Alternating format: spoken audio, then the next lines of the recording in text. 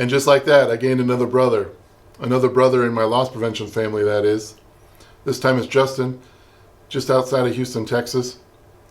Cool perspective this time because he's currently working in loss prevention. Cool perspective because number one, it's current, and number two, I just don't even think about having to deal with that in the COVID times. So he tells us a story today, another crazy shoplifting story. He tells us a story today involving ORC, which stands for Organized Retail Crime. Now, a lot of people don't realize what that is, but it's kind of like the retail mob. And it's a huge problem, plaguing retailers. So it's basically a kingpin, male or female, and they kind of send out their little disciples into the world, and they travel up and down the interstate or wherever, and all they do all day long is hit retailers and steal.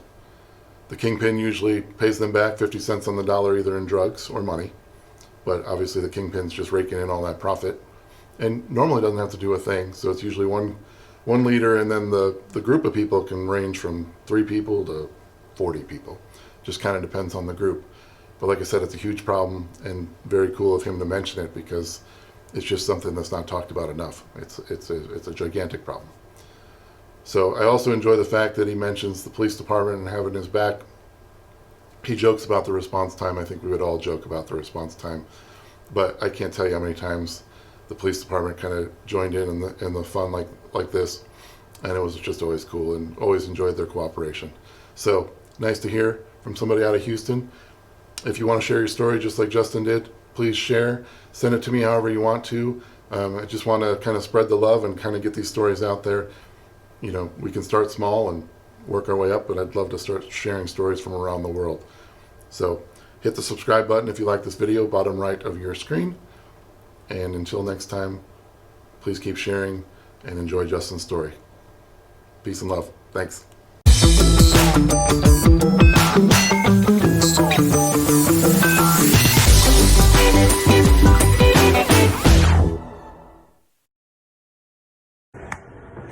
What's going on, guys? So I am a current loss prevention associate at a major retailer, and I have one of those stories that's, you know, we all hope that it happens, and it never ever plays out in the most perfect way possible.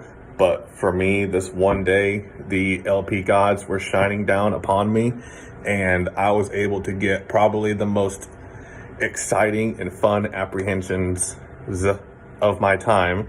This was a ORC group. It's a group of about 3 or 4 females came into the store, immediately began quick selecting a bunch of high-end merchandise, started putting everything in large bags, actually pulled out a like a hefty trash bag, I guess, from her purse, started filling that up with clothes and all kinds of crap. So, you know, I had a partner at the time.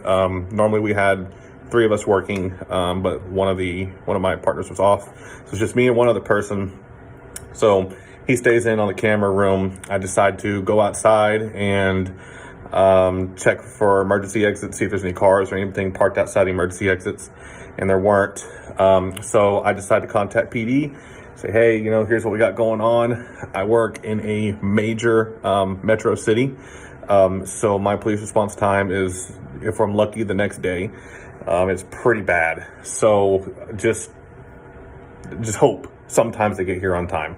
So I decided to call and say, hey, here's what we got going on. It's 3 or 4 subjects, quick selecting, loading up over probably 3 or 4 grand worth of merchandise at this point. So I'm on the phone with my partner who's watching them on cameras. He's like, okay, well, hey, they're moving towards the back.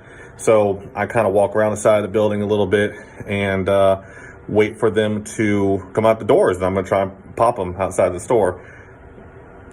I have zero expectation of them cooperating or even getting any of the merchandise back, but I'm still gonna try. So they decide to kind of play this little back and forth game for a little bit. My partner's on the camera saying, okay, well, hey, there's associates in this area, so they're moving to the other emergency exit. So we do this like little dance for probably about 10 minutes, and my adrenaline's just going, my heart's bumping. I'm like, man, I don't know about this, man. I'm talking to my partner. I'm like, dude, as soon as they hit the doors, come right out here and help me out. Like, run as fast as you can and help me out. So they decide to go for one of the doors, and here I am We run, we meet kind of head on as they're running out the doors. Out of nowhere, 3 HPD police cars pull up. They all scatter. The police cars take off after them. I'm running around the parking lot screaming, looking like a jackass, like, there's 2 right there, there's 2 right there. And they're all running, splitting up. I'm trying to pick up all the merchandise as they're dropping it across the floor, across the parking lot. Man, that never happens. So the police end up apprehending 2 of the 3. One of them got away, but the 2 did rat out their friend. So that was pretty cool.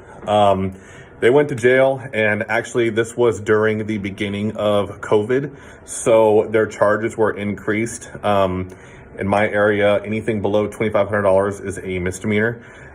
So we were able to put, I think, like $1,500 on each one. But they were upgraded to felony charges because we're in a state of disaster. So, man, when I typed up that report, the grin on my face the entire time while they were sitting in front of me in handcuffs was just, I've never had that experience, that feeling before, but that was cool.